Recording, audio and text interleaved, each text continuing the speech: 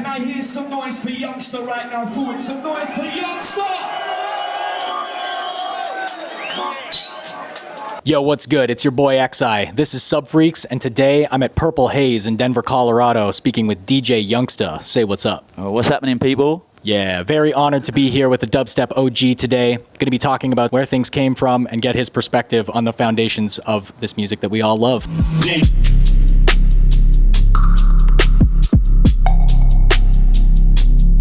So I'd like to start today's interview off with a bit of an anecdote and how we originally met. So I traveled to the UK in 2005 to learn more about dubstep firsthand as somebody who was already obsessed with the music in its early form. I wandered into BM Soho. Youngsta was working the desk. I wandered up to the desk and said, "Hey, I'm here to buy some dubstep." He heard my North American accent and asked me where I came from. I told him Canada, and then he immediately went downstairs, said, "Wait right here." He went downstairs, he came back up, and he's like, "I've just got these test presses back of Lean Forward by Mala.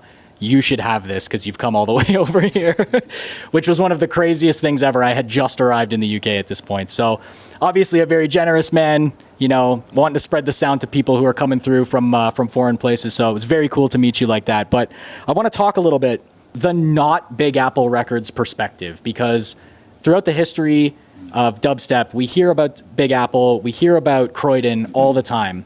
But I'd like to give you an opportunity to give your perspective about you know, how things came from East London, Central London, and what was you know, your contribution and that part of London's contribution to the scene early on? I think the best place for me to start, memory-wise, and actually, firstly, thank you for having me on. Appreciate this opportunity, bro. So we'll start with East London would have been the place that Ammunition set up its HQ, right? So Ammunition was the promotion behind Tempa, Soldier, Vehicle, many other labels that they looked after under their umbrella. So it started there in East London. And at that time, Big Apple was doing what it's doing, which was pioneering dubstep. You could say that's nipped this in the bud. Tempa and Big Apple are arguably the first ever dubstep labels. It's a very close one. So I think it's got to start there with Ammunition, who is Sarah, my sister, and Neil. They co-founded it, and the long story short is it started in East London. The first ever Forward, which is the event, we'll get to that started in West London, at Velvet Rooms. Then we moved to East London, Plastic People. So to be honest with you, it was not just based in South London. That whole dubstep come from South London. It's born out of South London. It was born out of London. And that's just my experience of it. And I'm not saying that South London didn't have a very integral part of it. Like I'm saying, they was the pioneering label along with Tempa for this sound. The first people to put out names like Benga and Scream, who we now know to be the gods of dubstep, you know, the producer gods. So yeah, it then blends over places. There was people involved back in the day that was from West London, North London. Yeah, it was a London thing. An interesting factoid that many people may not know, but you just mentioned Neil. Big up Neil Jolliffe, responsible for coining the term dubstep around 2002. And at that time, you know, what is now considered the proto-dubstep sound, which is a bit more like dark garage, dark two-step. But I think it's interesting, you know, in a sense, dubstep is kind of your family business, right? You know, Forward, Tempa, these are things that are, you know, you and your sister have been deeply involved with since the beginning, founding it and, you know, managing it, you're A&Ring Tempa. How has that been, you know, just growing up through your life and having this be not just a central part of your life, but being the foundation of this massive scene? Yeah, wow, that's a very good question. And it's true. In fact, I was born into it through my sister, as you say. It's a family business. Yeah, I like the way you put that because, you know, what I was doing and I'm still doing it, it's hard to see things how they are. And someone like Sarah was always someone that wants to be in the background, but very, very operational and influential to a lot of things that people might not know. So yeah, Neil and Sarah were very much in the background of things that without them, things wouldn't be where they are or how they are now. So it was mad getting born into that, actually. In context to that, even my nephew, who's, I think he's 21, don't get annoyed if I got your age wrong, bro. He's DJing and he's making tunes. He's asking me about old dubstep tunes, so it's definitely in the DNA. Like, there's no doubt about that. Without Forward and Big Apple and Tempa, them groups of people and labels and club nights, they changed the history. Do you know that? I know you know that. They changed the history. Yeah, no, 100%. And, I got to give a big shout out to Sarah. Forward is massively foundational, not just in the sense that, it set the kind of template for what a dubstep party is supposed to be. The whole dark room, big bass bins, nobody's idolizing or worshiping the DJ. It's just about being in the room, feeling the bass, all that kind of stuff. And so that's carried forward to this very day. Strong, aggressive, progressive, I like to call that. Rousing up the strollers then. Rousing up you on this one. Massive shout out to your sister for coming up with all that stuff for Forward. And big up Neil. And big up Neil, of course. And for Soulja Records. Tempa gets a lot of hype, but Soulja had some bangers back then. I used to rinse that Genius Dark Boy record until the grooves were worn out. So massive respect for the curation there.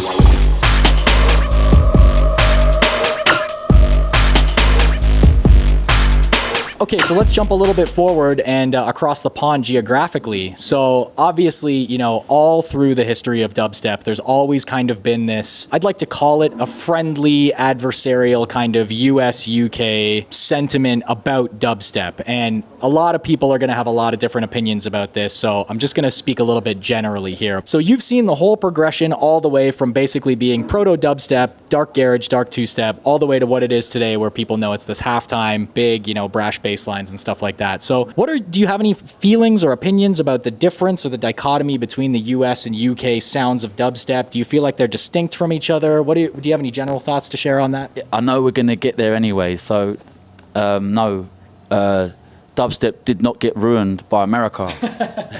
There was already people in the UK ruining it. I'm not saying no names because that would be very, it might be rude of me. But yeah, my opinion is my opinion. Jokes aside, dubstep didn't get ruined. That's silly. It progressed in a way that I didn't want to evolve with that. I wanted to do what I wanted to do, and it wasn't the way it was going. So dubstep changed because of it changed in the UK, and then the Americans, I think, heard that. And again, there's people like yourself from Canada, other Americans that was already way involved in Loafer tunes and Mala and everyone and Benga and Scream and Koki, because things changed, things evolved due to certain names, and that's when I think the majority of America got onto it, and the timing was everything. The internet, you got to remember, we had the internet explosion, the digital industrial revolution.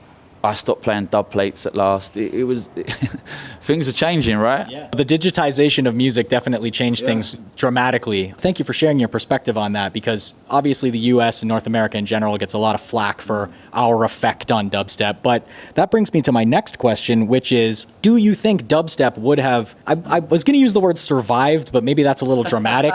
Do you think dubstep would have gone as far as it has, or become as big as it has, had the popularity explosion in the US had not happened? Things would have been very different. How different? Impossible to say. I think I'd like to be really clear on saying that the whole digital thing was affecting everyone. So obviously America, being the size it is, geographically, why am I still here? Why am I still DJing? Why am I still doing shows in America more? Why do I live in Denver? Because it made sense, because I have more work here. So I think that proves a lot for me and my experience, which is obviously only through my eyes, but I need to be here. If I've got a visa, most of my work is here. Needless to say, I got work there, but funny enough, the place that was supposed to have ruined it is still thriving, and it's alive and healthy. All different strains of dubstep. I said to you, it's like weed. Same thing. There's all different strains. Yeah. It's all weed. It's all dubstep. But I appreciate the names, rhythm, bro step, whatever. Things come and go, but it's got its core origin, right? Dubstep. I hate the term 140, but I'm sure we might get into that. Yeah. Yeah, we were talking about that, and yeah, it's interesting because it's not as though you've come to the U.S. to DJ and then that's modified your approach, your sound, the things you're doing. You're still the same guy. You're still playing the same style. So it kind of is counter to that narrative that the U.S. makes everybody into this big, brash, loud, noisy DJ. Your living example. That's not true. You did just mention rhythm, which is, obviously a relatively recent offshoot of dubstep or subgenre of dubstep. And we were speaking as well about the term 140, which has also been adopted by people. Why do you think, because from my perspective, rhythm, yes, it has a distinct kind of signature sound, but to your point, it's dubstep. And 140 is often just dubstep. So what's your feeling on slicing and dicing things down into these micro categorizations? It's naturally going to happen. You know that. I know that. It's always going to happen. It happened with techno. It happened with house. It happened with jungle, drum and bass. There's a thing. Why did it change from jungle to drum and bass? Goldie might be able to tell you more about that. Big up Goldie. Yeah. So yeah, the rhythm thing. Interesting name. I think the bro step thing makes more sense. Rhythm is very misleading. I think it's a natural thing that happens, and it can divide us, and that's why I'm trying to unify us. And I'm one for doing what I want to do and have a very specific strain of OG dubstep that I play. That's up to me, right? That's up to any individual. So all I'm trying to say is play what you like, call it what you like. But I think we can all say, most of us, that when you listen to house, there's a reason it's house, right? Not the BPM might be one of them, and obviously the drum structure, the drum programming, would make you think or associate that with the house genre, right? So it's the same with dubstep. Where's the snare? Where's the snare? It's always on the free. It's always on the free. If it's your traditional sounding dubstep or rhythm or bro step, that snare's on the free, just like reggae. So I love it. I like that it divides, but that's just, remember people, we are still one, right? We've got to have a bit of division. Like when I was playing all the deep shit and everyone started playing noisy stuff, that was a division, that was a divide. But I still see, like, Dr. P is still dubstep. It's just not my dubstep. Yeah, and as somebody who comes from an experimental music background, seeing what people want to do with genres to mutate them and modify them is always exciting to me. Even if I don't personally like the way it sounds, I like the creativity that's infused into it. But I did want to talk a little bit about some of your music. You've just put out a record on Tempa, and, as it pertains to this interview, the names of the tracks are forward venues. I particularly loved Velvet Rooms. Played it on my show recently, and it went off.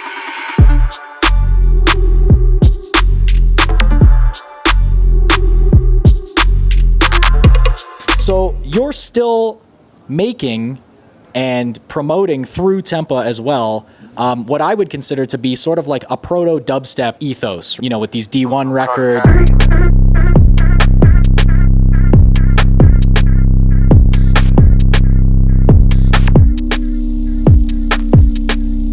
Obviously with Kare, you're still doing sort of things that are a bit more in this normal expected dubstep realm.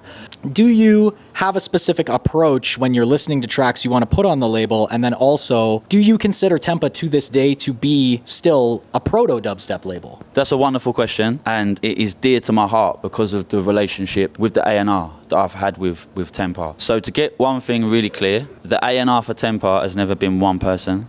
It's been me, Sarah, Neil at one point, and can't forget Stuart, very good friend of mine. So there was multiple good ears involved, yeah? And I'm good at A&R. Artists and repertoire would be my speciality. I was never good at the business. So Sarah knew this guy's the DJ, he's got the ear. She knew that I'm going to be a good filter. Nothing's getting past my radar. So she knew the direction of the label was trusted. So Tempa's always been in good hands. And now that Tempa is back, for those that don't know, it disappeared for a while. It was time to have a break. Things come back. So it's the perfect timing, we felt, to carry on trying to bring forward-thinking music to the table, because that's what Forward was about. That's what Ammunition was about. Getting together all these people that are doing a different kind of thing to the, as me and you know, the cheesy drum and bass that was about at that time. The way things have gone, bruv, it's interesting to say the least. I think we're back with a bang. And I'm really glad Sarah decided to relaunch the label. Big up, Introspect.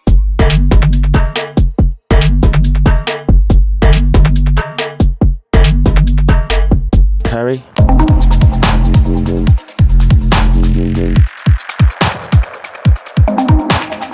Amazing. Like for me, that's the one of the strains that I really pushed. So that's nice to see that still. My point is, Tempa is as I said, we're about putting out what is the now thing for us. So at the time, as we spoke about, garage, cheesy drum and bass. It's the early 2000s.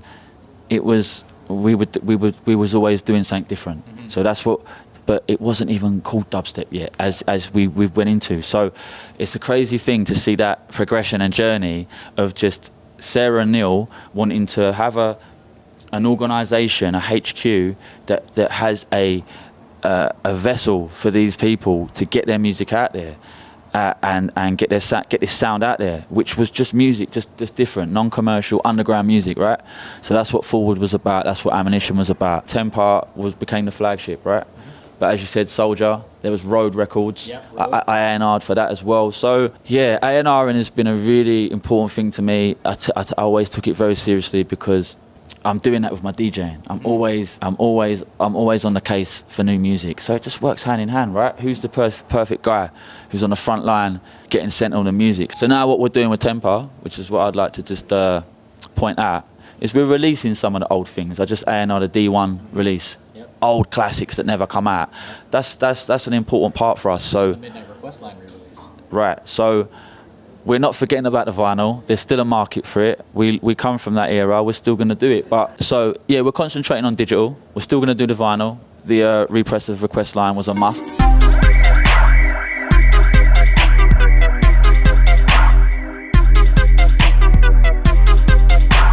That has to be one of the biggest, or the anthem, right, of dubstep. But interestingly enough, it's a hybrid of a grime. Mm-hmm. It is a so we could say, most people might say, this track's the biggest dubstep track. Maybe they've got Night by Benga and Koki in mind. But for me, it seems to be that the hybrid tune was the strongest tune within dubstep.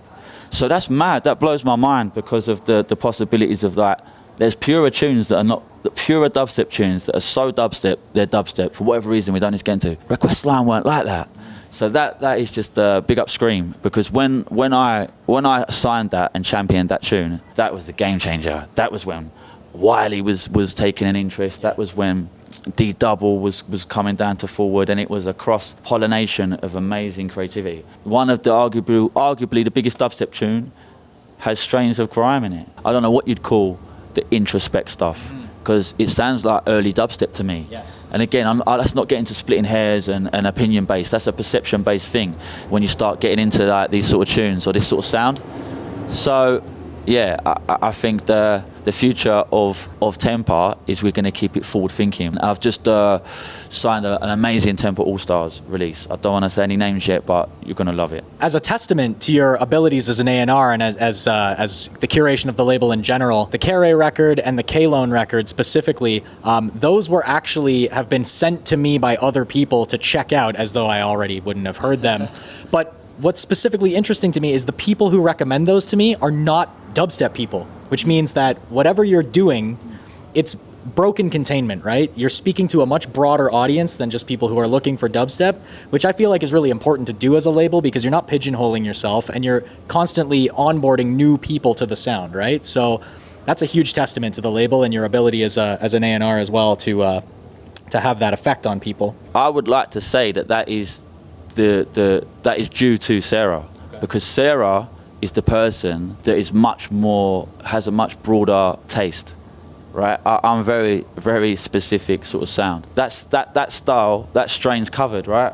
She's got that covered, but she was always a little bit more, she'd sign tunes that I wouldn't necessarily play, but I would want to sign as well, because I know it's going to be a good one. So them tunes that whatever we're doing, as you put it, she's honestly just following her intuition, like she always does. And these newer artists, incredible. So even I'm interested in that stuff, as in it's so close to what I like as well, but also so different. It's got that, I don't want to say garage, but it's got a bit of it's an early dubstep for me, especially the introspect. Yeah. But the other stuff is more halftime, which really appeals to me. So we're doing it all. We're going back to our roots.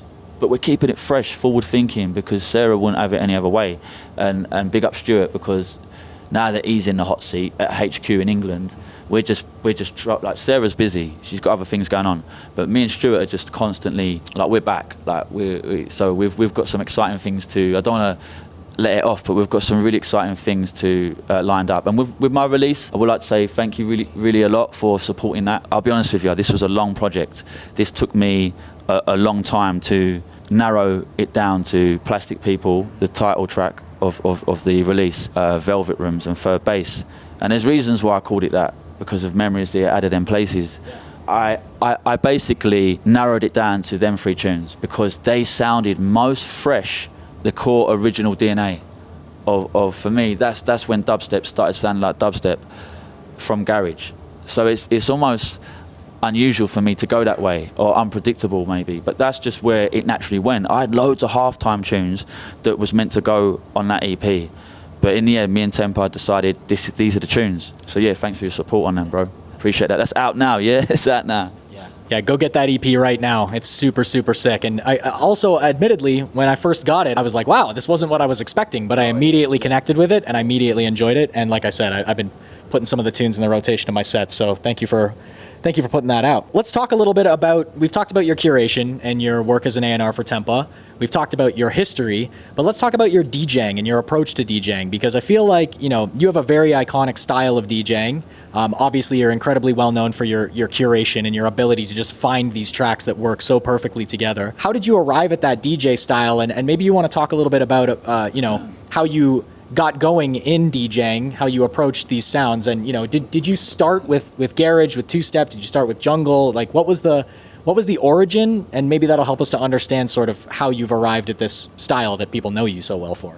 I think that's quite important, because DJing is firstly the thing that started everything off. Other than my love for music, seeing the DJing thing was like, this is me, and let's just fast forward, like get to the point. When I played my first show, that was when I knew. I was doing radio, doing pirate radio. So for anyone that don't know, I started really young, at the age of like 12, 13 was my first radio show. So I was the youngest dude, youngest DJ on the airwaves at that time, definitely in London. So that's where it all started. And then I'm playing my first show, I think just after 13th birthday or around about that time. That was when I knew, because I was playing in front of an audience. It wasn't like we was doing the radio like normal, what I'd got used to. This was like, wow, I'm playing in a club, you're on a sound system. I'd only ever heard sound systems, but not played on one. This was a basement, small, 100 capacity club, probably a bit distorted sound system, but it was phenomenal, right? I'm 13 years old. So big up Club Phoenix in North London. My memory was all right there. It went back, yeah. Big up the Phoenix Club. It started there, and that was it. I knew I wanted to do that. So production took a back seat, even though I was into production massively, and super controlling. That's a bad word. Super particular. Let's just say I was super particular about how I wanted things to sound once I developed my sound as a DJ. So at one point, I'm liking this stuff. This is a bit garagey, a bit two-steppy. Then I'm liking this sort of stuff. But it started, I don't know what year. You have to fact check this. But early 2000s, certain people like Loafer and maybe Scream were the people to deliberately make tunes halftime. Put the snare on a 3, yeah, halftime. Which was so different to what the garage step was used to, right? Or the breakbeat. Yeah. Loafer, I was really an advocate to this. When I heard it, I was like, this is it. He's like, he must have rung me, because back then I think it was on the landline. So he rung me to play me the tune down the phone. We didn't have internet. Bro, when he played me that tune, Horror Show, was the dark intro film sample, movie sample, very cliche of dubstep, but it set the mood. And with the dark synths that he had in there, when it dropped to pure perfection of minimalness, where the space become the instruments, the space become the music. So Loafer was a bit concerned, it's too minimal, and I was like, no, this is it. So yeah, long story short, that was when I felt that the template of the sound was created.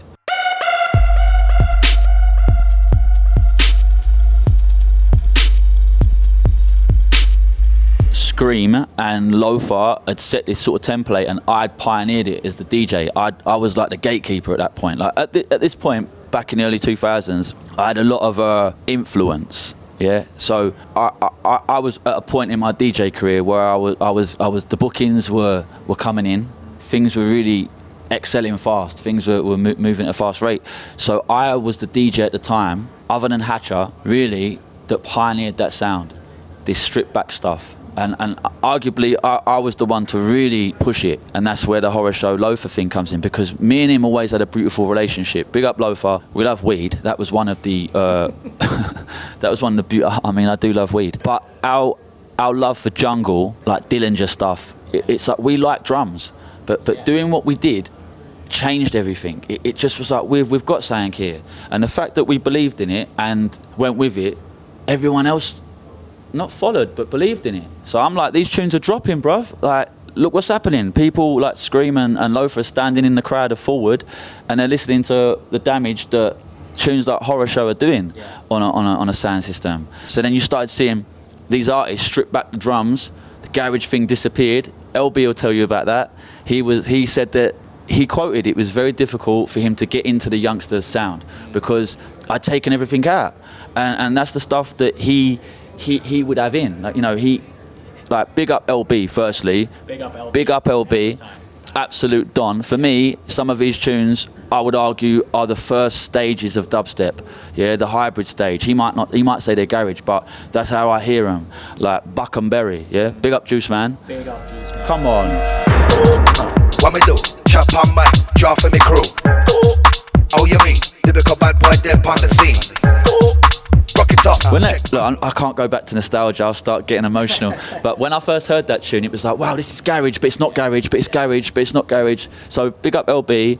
But he took a while to be like, I'm not sure about this, and that's fine because things divide us, right? But somehow it brought this universal sound that is now the template today. That, as we said, there's producers putting a snare on the free, using that particular style because of Lo-Fi, because of DJs like me that were pushing that sound so much at the perfect time. Yes. The internet, the digital thing, everything was in our favour. Forward was popping, DMZ had started, Rinse FM was pioneering forward shows on the radio, dubstep had become a name. All these things happening spontaneously, right place, right time, yeah? And, you know, it's like people saying, oh, you're gifted and all that. It's like, no, I practiced. I sat in my room for 24 hours every day instead of being at school, smoking weed, and practicing beat matching. So I nailed that, and as I say, it become the thing, bruv. I never thought when I was in my bedroom it was going to get to this, like a worldwide thing. And it's nice to tell this story. I must say, I'm really pleased and delighted that we can tell this little back end story. All I'm trying to say is big love to the people trying to keep it together, but also being unique. That's what it's about. And I'm not saying that we shouldn't do our own thing. I just want to make that clear. Yeah, dubstep's in a good place. And there's many different people you wouldn't be expecting to play this stuff. Things are crossing over. So I think, again, timing's right. It's been a long time since those days, as we know when we met. So it means we're old. We certainly are old. There's no arguing that. You did touch on something that I wanted to kind of highlight, though. Speaking about the timing and everything working in your guys' favor, you brought up Buck and Bury, and tracks like that. Hatcha and Benny Ill, Poison. These are some of the original tracks that I remember hearing that getting me into this sound.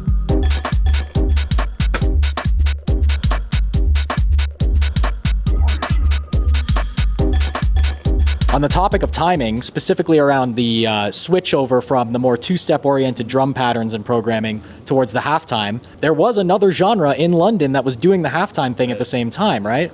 We're talking about grime. Grime was quite popular at this time. Dizzy Rascal had a massive album out. This was starting to blow up internationally, and the drum programming in grime, I would say it's impossible to think that it didn't influence towards that halftime style of drums. But you could also look at it and realize that grime and dubstep are two very distinct styles of music. I don't think you could say one copied the other. They may have had some cross-influence on each other, but the way those tracks hit, dubstep tracks versus grime tracks when they drop and when they hit, it's very different. But you made a great point about Midnight Request Line by Scream being sort of like a weird hybrid grime and dubstep track at the same time. And I think that's probably why it was so successful, to be honest with you. So to me, that's the interesting thing. Dubstep and grime, I feel, were born at the same time. They're like the same coin, different sides of the same coin, like twins, right? But they both went separate ways. And that's due to the people that were involved, the choices that were made, the sound, like all that made a massive difference. Like there's maybe I'm wrong, but the way I see it is that it came at the same time at a garage, right? And then you started seeing the progression. The grime took the more stripped back but vocal, MC based. They you could tell they were influenced by hip hop. I'm sure we can all agree on that, but it's clear that dubstep took the other route, because for a while we only had Crazy D. We only had SPMC, Crazy D, LX1, Sergeant Pokes, also Slaughter Mob. So dubstep took the non-vocal route, you know. The grime went more down the influenced by hip hop, and it was clear to me that although I was very interested and liked that stuff, I went the other way. Clearly, here I am today. So that was the clear difference to me. The people and the sound, obviously, you could hear it, but it has so many similarities. The snare and the half time, the BPM, all similar BPMs, and the drum structure. So based on that fact that it then come back together with tunes like Request Line that we said, and celebrated a bit of everything, and which actually brought everyone together. Like we said, you've got MCs now coming down and taking an interest, and then hearing a Mala tune that they wouldn't have heard if they wouldn't have come because they heard Request Line. And like we spoke about earlier, Must Add It, Wonder, What? That's one of the first halftime tunes.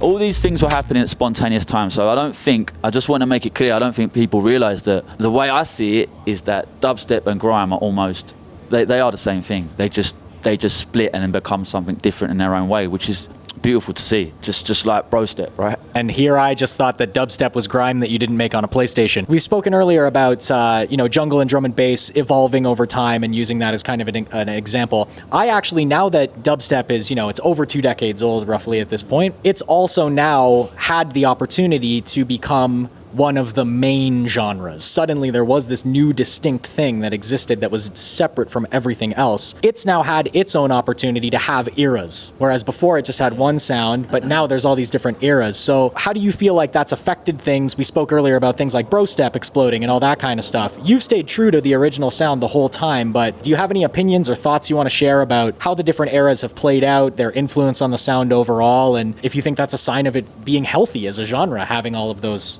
distinct eras? I think it gives things time to naturally grow, because we all know that people get involved in genres at certain peak moments of that genre that might not want to be there for the genre, and they're there for some money, and I like making money, but again, what makes me stick to my guns or whatever you said is because it's what I like. It's not what they like.